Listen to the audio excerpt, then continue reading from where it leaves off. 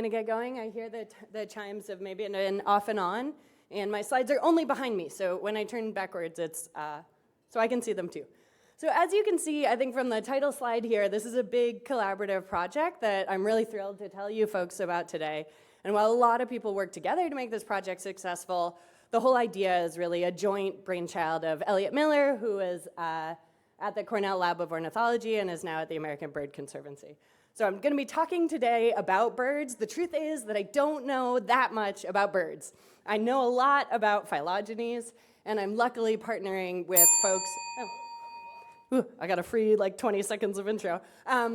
Luckily, I'm partnering with folks at the Cornell Lab of Ornithology who really know a lot about birds.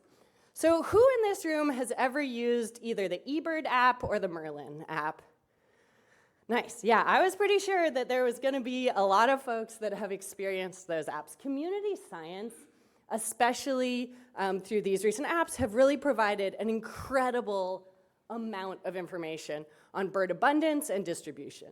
And there's more than 1.6 billion bird observations that have been collected through these apps, which is cool. And ecologists are using that to do awesome work. For example, this is from Wood et al. In 2011, where they used these sightings of the white-throated sparrow to do these fine-grained ecological distributions of their migratory routes. But we're evolutionary biologists. We're at an evolution meeting, and I've been really thinking about how we can best integrate these kinds of amazing biodiversity and trait data sets with evolutionary history. New and improved phylogenies are published all the time. I was just talking to somebody at this meeting who was like, oh yeah, I published a bird phylogeny in the last couple weeks. Just in 2024 so far, there have been a couple of really big, high-profile bird phylogenies. We are learning new things about the history and evolution of these animals. But if you look at large-scale biodiversity informatics or large-scale trait analyses, they're often not performed on the most up-to-date phylogenies. Or in many cases, folks end up using taxonomy as a proxy for evolutionary history. So why is that? People are working so hard on building these phylogenies, but it's not necessarily translating through to some of the downstream work. And I think there's a couple reasons for that, but any individual phylogeny seldom includes all the species you're interested in. It includes the species that person was able, or that group was able to get data for. They may not match our names or our taxonomy if they're some years old or if they're folks using a different taxonomic system. Phylogenies keep changing. Even this paper on birds was almost done, and then people were publishing all these new phylogenies on birds. I was like, oh my God, can we hold off on birds for a minute? But we can't. We keep learning new things. These trees keep changing. And some of this data can be hard or impossible to access. And so I've been working for a long time as part of this Open Tree of Life project, where we have this broad mission to build a tree of all life, where we want to include phylogenetic information for every named species, and that we're updating these relationships as new data become available. And the open part of Open Tree of Life is we want it to be really freely and easily accessible to any interested user. So the general concept here is we take a whole bunch of phylogenies, we use taxonomy as a scaffold, we combine those phylogenies together into a unified tree, and then we share that unified tree. Anything involving the Open Tree of Life project has been a great collaboration with the co-PI Mark Holder and the Open Tree developer team shown here. But so I want to focus here on the bird piece of the Open Tree of Life project, where we're building this unified bird tree. So the Open Tree taxonomy that we use merges the NCBI taxonomy and GBIF and some other taxonomic resources. And we use that, again, as a scaffold to help match up and combine these different phylogenetic estimates that have been published. But for this bird collaboration with the Cornell Lab of Ornithology, they're using a different taxonomy. They use the Clements taxonomy, which is what all of this eBird data is in. So we did a taxonomic crosswalk where we created and published a full one-to-one map of all of these taxonomic names through time. Again, I've been working on this project since 2021. They keep updating the taxonomy. They keep adding new bird species. So we have it mapped to both the 2021, 2022, and 2023 taxonomies. So using this taxonomic map through time, we took 281 published trees with a total of around 45,000 individual tips, most at the species level. These tree files were collected from Treebase, from online data deposits, and from many, many personal emails haranguing authors to share their data. I love talking more about data openness and data sharing. But so once we got these, all of these trees were deposited in this public open, it's called file system, this public data store that's available on GitHub or through our browser-based system. And across these almost 300 trees, we have 9,239 of the around 11,000 bird species. We think that most of the species that we don't have in trees, there aren't published trees for. But I can give you the list if you think you have trees for them. And so we took all of those phylogenies, we took this unified taxonomy, and we unified them into a single tree estimate, although we do have some sample of variation across that, where we're using this open tree synthesis algorithm that quite simply is a greedy algorithm that combines the relationships from all of these trees into a single unified tree. We prioritized relationships in more recent trees over the relationships in older trees, and there's like 1,500 or so species that we didn't have phylogenetic information for. Elliot and folks at the Cornell Lab of Ornithology developed curated taxon addition statements based on the taxonomic descriptions of those species and their affinities. Here it is, we did it. So it's a huge tree, it's hard to zoom in. Here I've color-coded it with all the families that have more than 25 members. But I'm really interested in this phylogenetic concordance and conflict across the tree of life. So on the left here, I have colored in green where we have phylogenetic information. Brighter green is where we have more studies. Some of these branches are traversed by up to 22 different published phylogenies. In red, we're showing where we have conflict between trees. So those are branches where one or more study conflicts with the monophyly there. So to zoom in, this is a screenshot from our development site where this is showing a branch suggesting the monophyly of Amazonetta and Siberianetta. And across the right here, you can see there's 7 studies that agree with or traverse this relationship that are supportive of the monophyly of this group. There's 4 other studies that show a different relationship for this group. And then we can zoom into the studies themselves. So this is our open tree viewer for one of the trees we uploaded. This is Gonzalez et al. 2009. And we're comparing that to this Reddy et al. 2017 tree. So in black are tips that do not overlap between these 2 studies. These trees can't agree or disagree on those. In blue are relationships that align. But we've highlighted in orange here places that these 2 studies disagree with each other. I'm really excited about that because for trees, depending on how they're labeled, depending on how they're shared, it's not always easy to dig into the exact places that phylogenies agree and disagree with each other. So we map that across the entire tree, but you may have noticed in that earlier figure I showed time scale across this entire tree. We're combining taxonomy, phylogenies built with genomic data, mitochondrial data, morphological data. There is no natural branch lengths for this. But we can actually translate dates from input trees onto the nodes that they align with in the synthetic tree. There's a lot going on in this figure, but what this is showing is a unified topology for a bunch of finches. I've zoomed in from the figure in the paper to try and make it easier to see. And on each of those nodes, we've color-coded if any of these studies listed on the right made a statement about a date for that node. So as you see, some of these nodes have dates from a lot of studies, some of them have nodes from only 1 or 2. This is also a really cool way to capture variation across the date estimates published by different studies. As you can see here, this dark sort of purple dot, this Burns et al. Study, is saying a lot older ages for the same nodes than other related studies.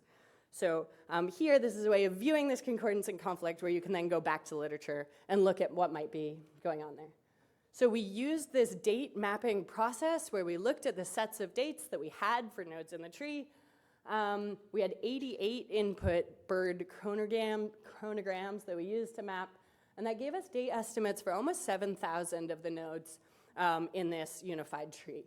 And so that still leaves a bunch of nodes that we don't have dates for. I'll be honest, we just sort of smoothed them out and put them between the dates that we had. We're still talking about ways to get a little more concrete uncertainty here. So this is work that is ongoing, but is published in GitHub.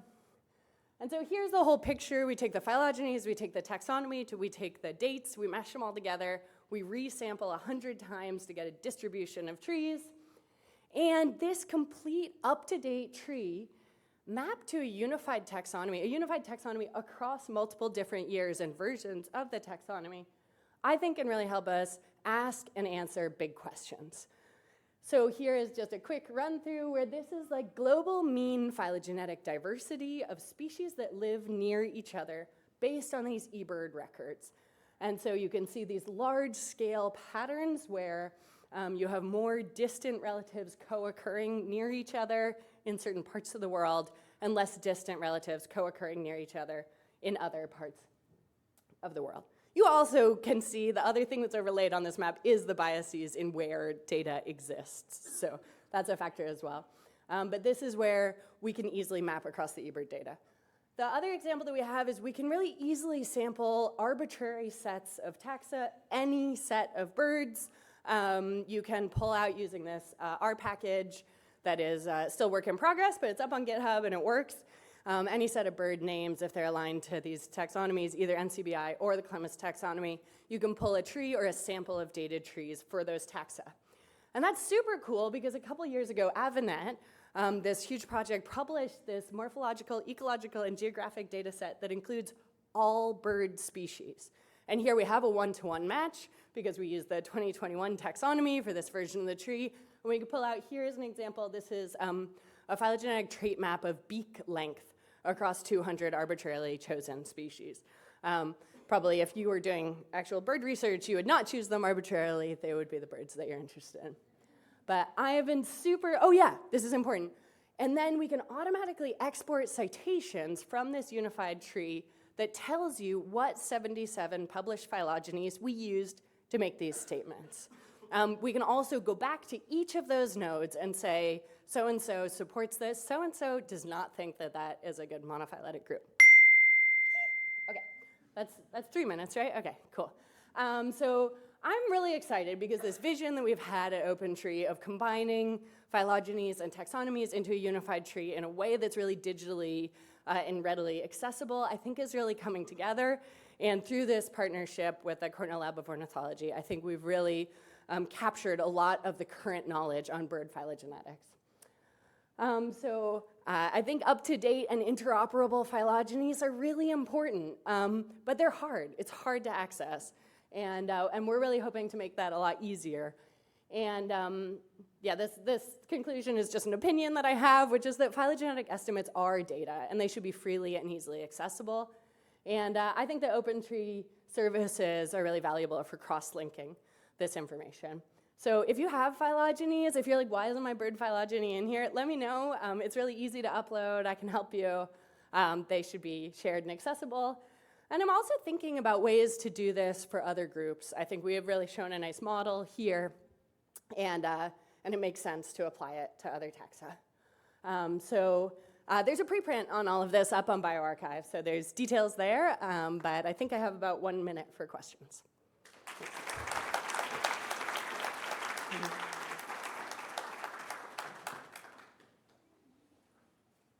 Yeah.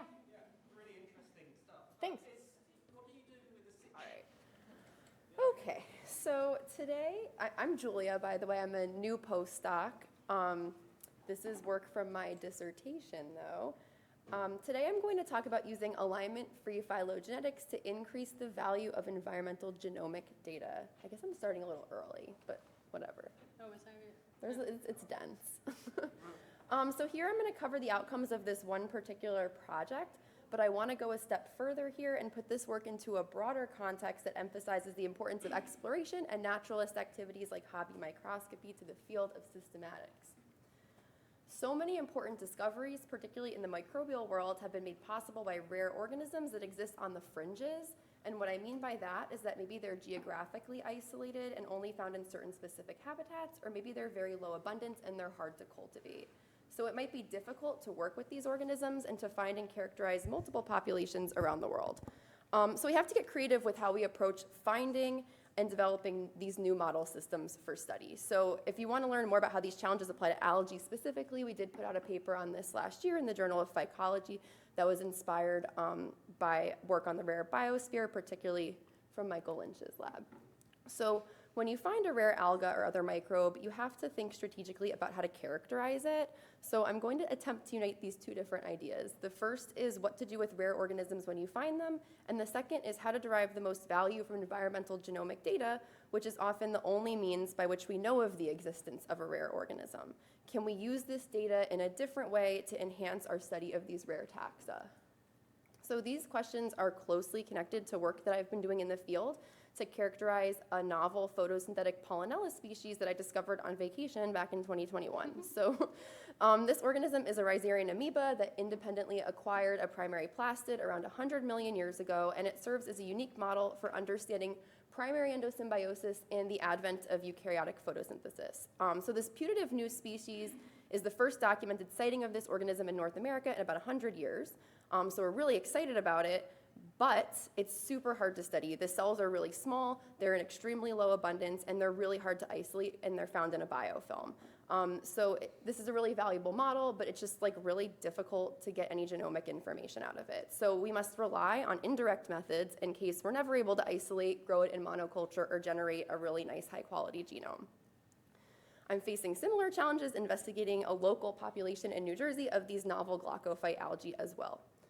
So what happens when you can't isolate something or you can't culture it? Or what about working with microbes that are in even lower abundance than these?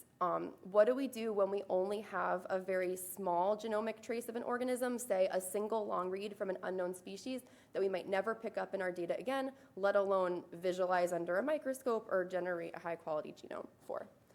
So this brings me to the focus of the talk, which comes from this paper that I and Tim Stevens wrote, that was published in Systematic Biology last year. So it's called a K-mer-based approach for phylogenetic classification of taxa and environmental genomic data.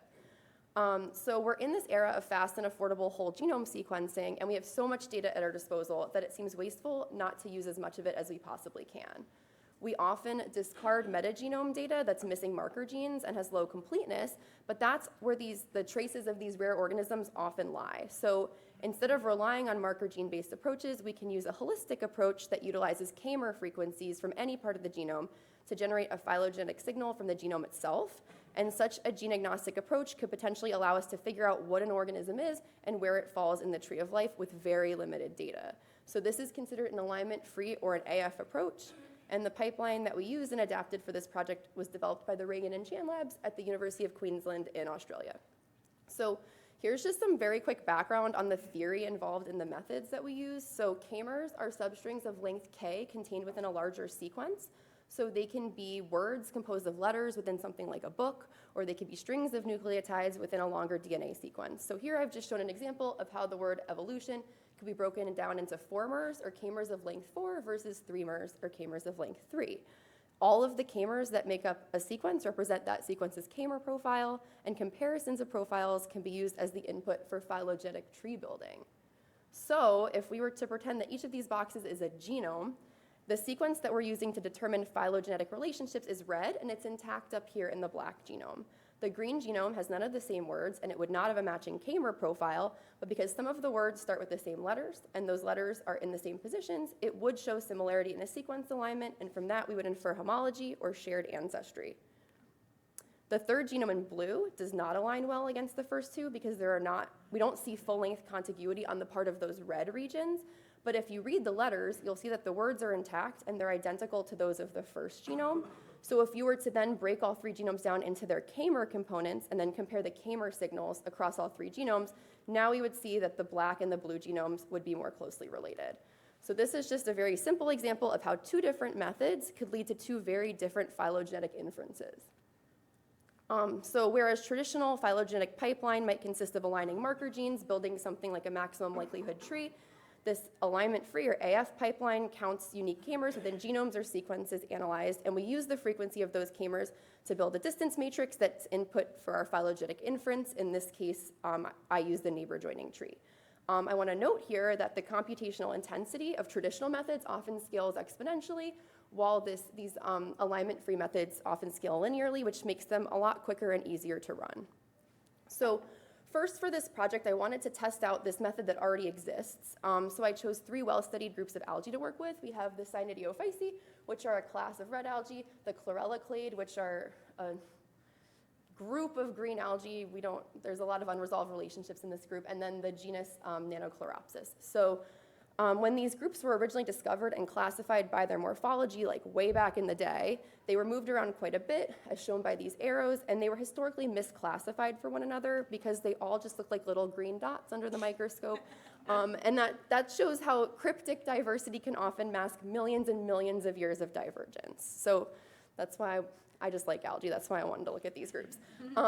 So I built an alignment-free, or AF, on the left, and a maximum likely tree, or ML tree, on the right for each of the 3 assemblages, and I compared them visually using tanglegrams, and I also generated normalized Robinson folds, or RF distances, between each of them, which is just the metric of how many changes to branching occur between 2 trees. So as you can just see by looking at the colored lines, all of the trees here were very similar, and they had very low RF values, and that showed us that this AF method was a valid alternative for reconstructing phylogenetic relationships within these 3 targeted algal groups. I then used an approach similar to jackknifing, using scripts and methods from some of our collaborators and from Tim. And here we randomly removed percentages of each genome in chunks that range from 1,000 to 50,000 base pairs. And I did that to simulate a lower quality data because I wanted to see if this method would be worth testing out in like actual low quality data. So I just like simulated bad genomes from these algae. So each percentage chunk combination was replicated 50 times to produce 2,700 total iterations. The altered genomes produced by each iteration were then used to build 2,700 k-mer trees, and then an RF value between each of those trees and the reference tree from the previous slide were generated. And this was done for all 3 algal groups, and the RF values were plotted as density points. So the takeaway here is that most of the time, the trees were more or less the same as the original until you get to the most highly fragmented by the largest chunks. We also ran subsequent analyses to show that the major clades and basal topologies were conserved throughout, even in those parameter combinations where the RF values started to increase. But it's also important to look at the x-axis here and see that even when those parameter values caused the RF to increase, it never got above 0.26, which actually means that like all of our trees were very similar to the original. This trend held true for the other 2 algal groups, and that shows us that our AF method that we use is robust to some, well, in the simulation, is robust to some pretty extreme genome degradation. So last, to apply these findings to actual data, I chose 3 real data sets of varying quality and completeness, and I included a prokaryote example and 2 eukaryote examples. The first 2 examples are the Saccharomyces bacteria and the Trabuxia green algae. Those were both heavily made up of metagenome assembled genome, or MAG data, whereas this third example, the Stramenopile data, which came largely from the Terra Oceans project, was mainly made up of single-cell amplified genome data, or SAGs. So the Saccharomyces bacteria are part of this new, huge, newly discovered clade of bacteria from the candidate phyla radiation, and they've only ever been identified from environmental genomic data. So we found 12 novel Saccharomyces mags in this big sequencing project we did in Yellowstone. So I used those along with hundreds of others from around the world to build this tree. And like with the model algal data sets, the AF and ML phylogenies were very similar, as you can see from these conserved clades. You can't really see it in this giant tree. But anyway, this shows us that the AF method's comparable, but I would actually argue that it's probably better. It's certainly more informative, and this is because the available numbers of marker genes for each MAG were extremely inconsistent due to incomplete data and the fact that these bacteria are often symbionts and they have very reduced genomes. There's also this growing pile of literature showing that the Saccharomyces have very highly divergent 16S sequences, which renders some traditional marker gene-based approaches kind of unreliable. 2 of our Yellowstone mags were preliminarily classified as unidentified trabuxiophytes. So I added these to an expanded chlorella clade tree from the first part of this project because chlorella are also within the trabuxiophyte lineage. So here I used single copy busco orthologs to build the ML tree this time. However, there was no single busco gene found in all of the genomes, so I wound up using a set of 27 buscos that were found in 90% of the genomes, and that means that the alignment that I used to build the ML tree contained a bunch of gaps. These trees compared okay, mostly just the terminal branches were affected while the basal topology remained pretty consistent across both of them. Last, I compared the Stramenopile alignment-free tree to a maximum likelihood tree that was built by C. Luthner et al. In 2018 as part of the Terra Oceans project. They used 160 proteins for their alignment, and the same issue arose where some of the species in the tree only had like a couple dozen of these proteins available to build the alignment, whereas others had over 100. So this alignment had a lot of fairly large gaps, which is evidenced by these really low bootstrap support values on some of the most basal divergences in the tree. So again, I suspect that this alignment-free tree that I built represents a more comprehensive hypothesis of evolutionary history for this particular group of marine algae, a lot of which we don't even know what they are. So to kind of wrap it up, the major finding of this project was that alignment-free methods resolve comparable and likely more robust species trees, even in cases where a non-contiguous stretch of only about 10% of the genome was available for analysis. In the future, alignment-free methods can help us standardize a subjective type of analysis, which is phylogenetics in general, which is often highly biased by user choice. Also, rare taxa likely account for a majority of the species on Earth, and rare algae in particular, which is something that I study a lot. They've been shown to make really significant contributions to ecosystem maintenance. So you might find a partial genome sequence with no markers in your sequencing data. It could be something from the novel Pollinella lineage I discussed earlier, or something even rarer. You might never find it again. So using a method like these alignment-free methods may be your only way to explore these rare taxa. And I've shown here that this method works really well on MAG and SAG data, but I also think it shows a lot of promise for use in museum, herbarium, and ancient DNA applications. I also could talk forever about other applications of Kamer alignment-free methods. We could talk after. I'm not going to discuss it now because I'm running out of time. Anyway, going forward, if we're unable to isolate and grow microbes of interest in monoculture, we'll continue to turn to metagenome and single-cell data and Kamer-based approaches to characterize them. Rare and geographically isolated protists are often the most informative for learning about some fundamental evolutionary processes. There's a lot of really cool papers on this. I also want to quickly promote an article I wrote for Atlas Obscura last year that was just about how to get started with hobby microscopy and how to characterize the environment around you. A lot of the coolest protist discoveries of recent times have been made by hobbyists. So it's really important to do this. So I hope I was able to make a case here for the importance of exploring our environment, looking for new species, and employing some discovery-based approaches in our analysis of biodiversity. And so I just want to thank our collaborators, the rest of the Bhattacharya Lab, the SSB, NASA, and JGI for funding my PhD, and the NSF for funding my postdoc. Hi everyone, my name is Simone Gable, and I'm a PhD candidate. Actually, I just offended last week, so I guess I'm just a PhD. And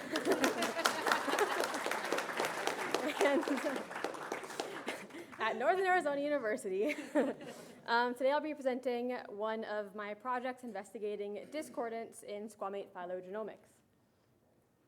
So we've depended on phylogenetic trees since Darwin's famous notebook sketch in 1837. And we not only use them to visualize evolutionary history, but they also form the backbone of many other fields of research, including comparative studies and pathogen evolution. So to make our trees, one type of marker we very commonly use is protein coding genes. And they've proven to be very useful because they're fairly conserved and they're long, so we get a lot of information per gene. And now that we're in the whole genome era, access to whole genomes across the tree of life means that we can extract thousands of genes and make thousands of individual gene trees to sum over in infer species level evolution.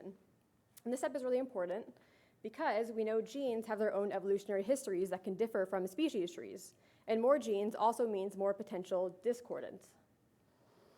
And now that we have these massive data sets, we see more and more these patterns in our data like incomplete lineage sorting, or ILS, and introgression.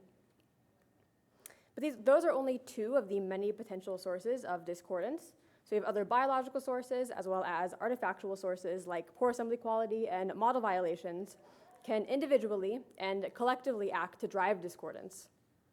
And we really need to understand these factors so we can accurately model and quantify their effects as phylogenomic data sets continue to grow in size. And a really great model for studying phylogenetic discordance is squamates, the order of reptiles made up of over 11,000 species of lizards and snakes. Squamates show really incredible phenotypic variation and extreme adaptations. And they also have virtually all sources of phylogenetic discordance present in their tree. So the squamate tree of life really is this perfect storm, which, while challenging, makes them a really great model for studying heterogeneity in phylogenomic data. And this perfect storm means the squamate tree still has many unresolved relationships, particularly at key nodes representing origins of main squamate lineages. So despite the disagreement between published squamate trees, studies repeatedly recover the same areas of conflict at two key older divergences that we'll be digging into. So first is the root of squamates, where our trees show three possible structures. One, the root is dibamia. This is a clade of about 25 blind limbless lizards. Two, the root is geckoda, and these are all modern geckos, about 1,100 species. Or three, a sister relationship between geccodons and dibamids, as our example tree shows. And the second is the origin of the 4,000 living species of snakes, which are connected to the origins of two other major squamate groups, the 1,500 living iguanians, and these include like iguanas, anoles, and horned lizards, and the 350 species of anguimorphs. And anguimorphs include species like Gila monsters and monitor lizards. Together, these lineages form Toxicophora, the venom clade. This is thought to represent the origin of squamate venom systems. But we still don't know which group of lizards are snakes' closest relatives. So to answer this, we can make some trees. So first, we extract our markers, all of our protein-coding genes, from each squamate genome. And then we'll align and filter them using quality metrics like length and percent gaps. And then in the supergene approach, at the top here, all alignments are concatenated to make one mega supergene that's used to make one species tree. But we know that gene histories often differ from species histories. So the supergene method can sometimes mask a lot of underlying heterogeneity or conflict in the data. This is why we also infer individual gene trees that trace the history of every marker for each taxon. So that's the difference between our two tree methods. And then for our locus type comparison at the bottom here, we decided to use recently published squamate phylogenomic scale datasets. So in these two recent studies, rather than mining phylogenetic loci from whole genomes, both studies sequenced their own markers using target capture methods.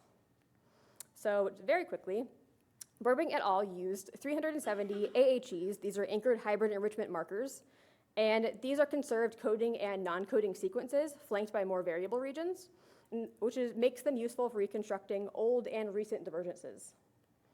And then more recently, Title et al. Used a dataset of 388 AHEs along with around 5,000 ultra-conserved elements, UCEs. So these are extremely conserved core regions, also flanked by more variable regions. And this high level of conservation is thought to make them ideal for modeling older divergences. And after some filtering and pruning of the other three data sets, we had a total of 1,184 unique squamate species and over 12 million sites across all data sets. And because all marker types have their strengths and weaknesses, using all four data sets, we wanted to know, do different standard phylogenetic markers contribute to different sources of discordance? And now biological factors like ILS come with using biological data, but artifactual sources like model violations can be corrected for, so we have to untangle the effects from both. And even with our really sophisticated model testing, undetected patterns in our sequence data can violate assumptions of our chosen substitution model. So one major type of model violation we see is substitutional saturation. And this happens when multiple substitutions occur at the same sites, either from really high evolutionary rates or at older divergences where a lot of evolutionary change is accumulated. And these sequences become saturated or oversaturated to the point where phylogenetic signal is eroded, and they're just no longer really useful for reconstructing trees. So we tested if our substitution model adequately models the level of saturation for each data set by comparing the raw pairwise distances versus the corrected pairwise distances of what's expected under a TN93 substitution model. So here, just to illustrate, we are looking at the distributions of slopes of about 3,000 regressions for our protein coding genes data set. So a slope closer to 0 would indicate higher saturation levels, and a slope closer to 1 would indicate less saturation. Then we partitioned alignments into saturated and unsaturated subsets and made gene trees and species trees by saturation for each data set. And this made so many trees. So even after collapsing all of the species trees to just the family level, this amount of data was too much to analyze by eye. So we first just compared topology. So these are heat maps comparing the normalized Robinson's folds distance between our species tree, our supermatrix tree, unsaturated and saturated species trees for each data set. And we also collapsed by to the family level, so that's what these 8 plots are showing. So a larger distance means the trees conflict more, so they'd be closer to yellow at the top of the scale. And we can see the UCE species level and family level trees show the most conflict in topology. We can also compare concordance factors. And when we plotted gene tree and site concordance for each data set, we found that site concordance is fairly consistent across data sets. That's on the right here. But when we compared gene tree concordance, we found that protein coding genes had the lowest discordance with the species tree, whereas the UCE gene or locus trees showed the highest discordance. And then when we looked at the distributions, the shapes of the distributions, we found that while AHEs and protein coding genes skewed right towards a higher gene tree concordance, the UCE showed more of a uniform distribution. When we compared saturation across data sets, we found that saturation impacts all markers about the same, with a saturation slope of around 0.8 on average. And the consistency here is interesting, given that each data set had a different number of markers sampling different regions of the genome with a different number of species and different species. But when we compared the proportion of saturated to unsaturated markers by family, we found that some squamate families in the UCE data set are represented by mostly saturated markers. In particular, the Heniophidian snake families and Pleurodont iguanian families. All of these families had low branch support and high discordance in all 4 UCE trees. And we know that our trees are only as good as our alignments. And when we zoomed in to look at the number of markers representing each Heniophidian and Pleurodont species, we found that many taxa were represented by only 50 of the over 3,000 UCE markers. And most of the fewly sampled markers just happened to be saturated, meaning that when we did our saturation analysis, there wasn't enough power in the unsaturated data set to better resolve these relationships. So the uneven taxonomic sampling likely exacerbated effects of genetic saturation and limited our ability to account for it. So who did we find at the root of squamates? Well, both the protein coding gene and the Burbrink AHE species tree recover a dibamia-Gacoda sister relationship, but with low support. But we can also compare the underlying gene trees and the supermatrix tree. And although 32 and 31% of the gene trees from protein coding genes and AHEs support the species tree, 28 and 29% of the gene trees support Gacoda as the root of squamates, as well as the genes supermatrix tree. And 26 and 27% of gene trees support dibamia as the root, along with the Burbrink AHE's species tree, supermatrix tree. So the minor gene tree topologies from both data sets have similar frequencies, and this is expected under incomplete lineage sorting. So we know that ILS is one source of conflict at the root of the squamate tree. But this divergence is pretty old, like 200 million years old. So how has genetic saturation hindered rooting the squamate tree? While we partitioned our gene trees by saturation, we found that the saturated genes and saturated AHEs place Gacoda at the root, followed by dibamia with low support, whereas the less saturated genes and AHEs support the species tree with a Gacoda dibamia clade at the root. What's interesting here is that not only is there consistency in the conflict and support between datasets, but the unsaturated tree topologies have higher statistical support than the species trees with all genes and AHEs. So that means that when you account for saturation, it strengthens the support for the Gakoda dibamia root. Okay, so where do snakes come from? All 4 species trees show iguanians and anguimorphs as sister taxa with the exclusion of snakes.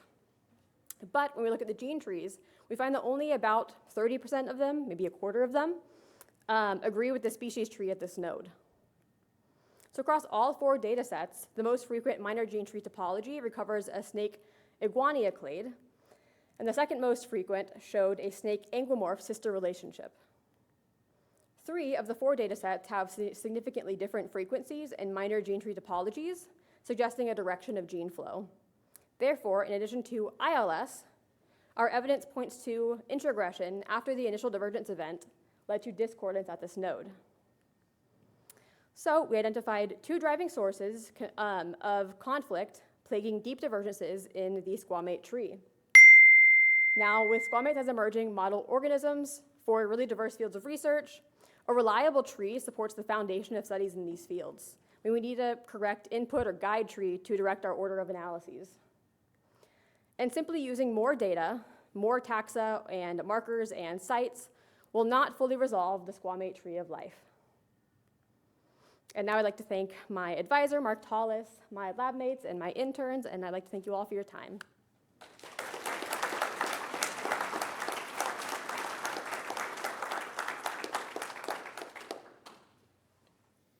Hi, everyone. My name is Mark Stukel. I am a PhD candidate in Chris Simon's lab at the University of Connecticut. And today I'll be talking to you about some of my work using phylogenetic network methods to understand hybridization in New Zealand cicadas. So one of the things that I am extremely interested in as a biologist is where did Earth's biodiversity come from and the processes that generated it? And one of the more processes that I'm especially interested in are rapid species radiations, in which a single lineage diversifies into many lineages in a short period of time.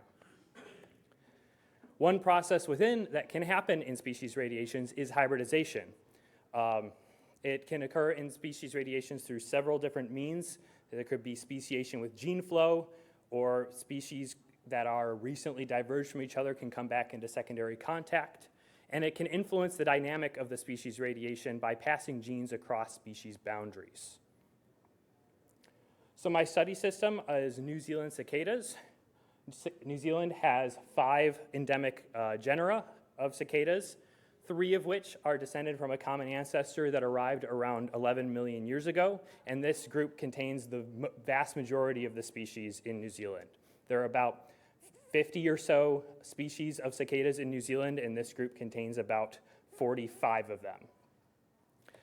In this talk, I'll be focusing mostly on the genus Kikihia, which has about 30 species. So Kikihia cicadas are distributed primarily low to mid-elevation in New Zealand, with some subalpine species, and their habitat mainly varies from grasslands to shrublands to forests. In my previous work, using a phylogenomic data set of 500 anchored hybrid enrichment nuclear genes plus mitochondrial genomes, I uncovered strong mitonuclear discordance in Kikihia, where on the left we have the nuclear astral tree, and on the right is the mitochondrial genome tree. In Kikihia, in the nuclear astral tree, the clades mostly break out based on ecological habitat, for instance, grass, green foliage, and dry scrub. But there are a number of species that I've colored blue here that in the nuclear tree are separated but grouped together into a single well-supported clade in the mitochondrial tree, which I think is likely due to multiple rounds of hybridization. So in order to test the existence of those hybridization events, I decided to compare 2 different network methods. The first one is SNAC, which is a composite likelihood method that uses gene trees as input. And the second is FINEST, which is a composite likelihood method that uses site patterns in DNA sequences as input. and because of the number of taxa in my data set, I needed to subset them down. So I used my AHE target capture data set with mitochondrial genomes. I analyzed not just Kikihia, but some other genera, but I will be only talking to you about my Kikihia results today. So there were about 516 nuclear loci plus mitochondrial genomes. For SNAC, I ran these genes through the ticker pipeline, which uses Mr. Bayes gene trees as input.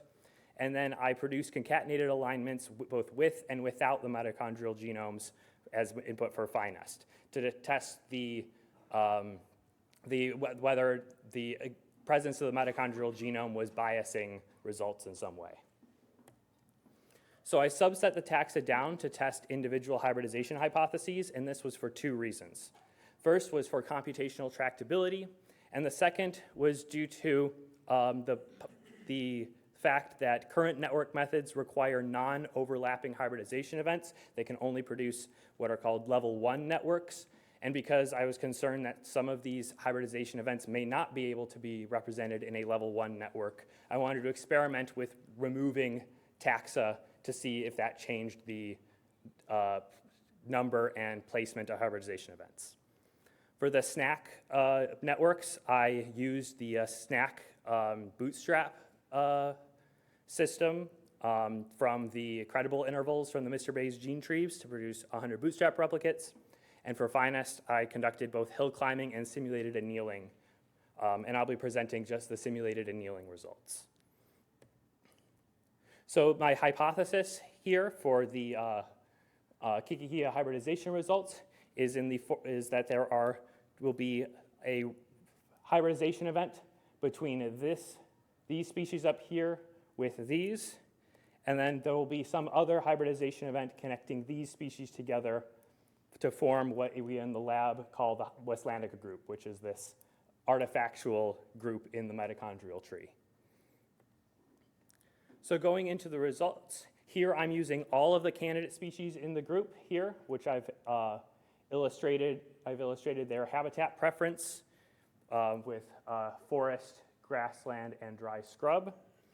The SNAC topology is consistent with the astral species tree, and it recovers a single hybridization event with high bootstrap support. However, the finest with mitochondrial DNA, it also recovers a single hybridization event without a measure of support, but the topology is very inconsistent with the species tree topology. When I run finest without mitochondrial DNA, the best network still has one hybridization event, but its placement changes and the topology is still very inconsistent with the species tree topology. So based on those pieces of information, the fact that the SNAC network is most consistent with my previously inferred species tree means that it makes the most biological sense to me. And the species hybridization event can be depicted on the species tree here. You could make the argument that SNAC and astral are congruent because they both rely on gene trees while finest relies on site patterns, but in my previous work, which I'm not presenting here, I did infer a species tree using SVD quartets, and it had a very similar topology to the astral tree. So I don't think that is the reason. To test the sensitivity to taxon sampling, I ran additional analyses, removing some taxa that I thought might have interfered with hybridization events. I removed this forest species up here, and in this taxon set, SNAC refers two hybridization events, both with high support, one that was recovered previously, and then a second one within these grass species. Finest with mitochondrial DNA, however, only recovers a single hybridization event, and its topology is very inconsistent with the species tree topology. And when I remove the mitochondrial DNA, so it's only the nuclear DNA, the best network has one hybridization event with the same placement, but the rest of the topology has changed and is still inconsistent with the species tree topology. So once again, the SNAC network, I find, is most consistent with the previously inferred species tree. It makes the most biological sense to me, and we can place the two hybridization events on the tree here, one of them we previously inferred and one here. I removed different taxa in this subset located here. So these are the new taxa, and SNAC recovers one hybridization event with high support, which is one of the ones recovered in a previous analysis. Finest with mitochondrial DNA also recovers a single hybridization event, but as we've seen before, the network topology is hard to reconcile with the species tree topology. And when I remove the mitochondrial DNA, it is once again difficult to reconcile with the species tree with a whole new topology. So once again, based on these results, the SNAC network makes the most biological sense to me, and here is where the hybridization event is placed on the species tree. Finally, I conducted analyses without these species here, so leaving only these ones left to see if there are changes to the network inferred. And SNAC recovers a single hybridization event between this forest species and this grass species, but it has only low support after running the bootstrapping. And the network topology is consistent with the species tree, which is something that I've been seeing throughout with all of my SNAC runs. The finest with mitochondrial DNA also recovers a single hybridization event, and I was pleasantly surprised to find that its network topology is also consistent with the species tree topology. And when I remove the mitochondrial DNA, so leaving just the nuclear DNA, I basically get the same network as the previous finest result, just which edges are the major and minor hybrid edges are flipped. So based on all three of these analyses on this taxon subset, both methods agree with the placement of a hybridization event connecting this forest species up here with either this grass species or an ancestor between this grass and dry scrub species. And because there's a small disagreement, but there's a disagreement in the placement of these two species between the networks and the species tree, I also think that there is a hybridization event that connects the two of them, and that is also supported by other network results that I did not have time to present here. So there is possibly a second hybridization event here. So if we examine the distributions of the species involved in hybridization, we find that they are distributed across the South Island of New Zealand with ranges that are either overlapping or adjacent in the present day. However, one of the things we know is that New Zealand's climate was affected by Pleistocene glaciation, so these species distributions would likely have been different in the past. Previous work from people within my lab has produced Pleistocene glaciation species range reconstructions for some of the species that are involved in these hybridization events. And these ones that we currently have show a consistent retraction of the ranges up to the northern part of the South Island, but additional work will be needed to confirm this for all of the species in the group. So in conclusion, I find that SNAC shows evidence for hybridization in forming this Kikihia westlandica group that is found in the mitochondrial genome tree. I find that SNAC results appear to be more biologically plausible than most of my finest results. And I conclude that more work needs to be done to explore the effect of taxon sampling on inferring these hybridization events. These are my acknowledgements, and I'll take any questions.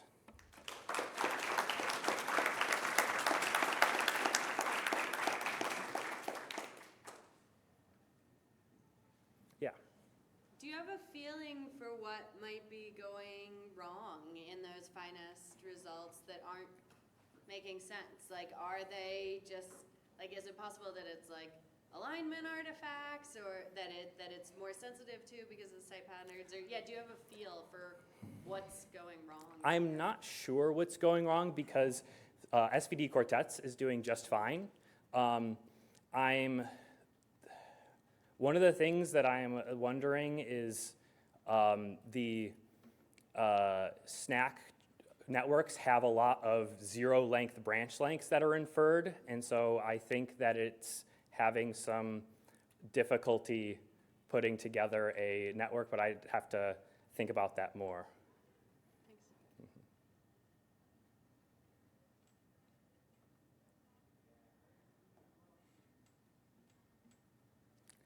All right, thank you for listening.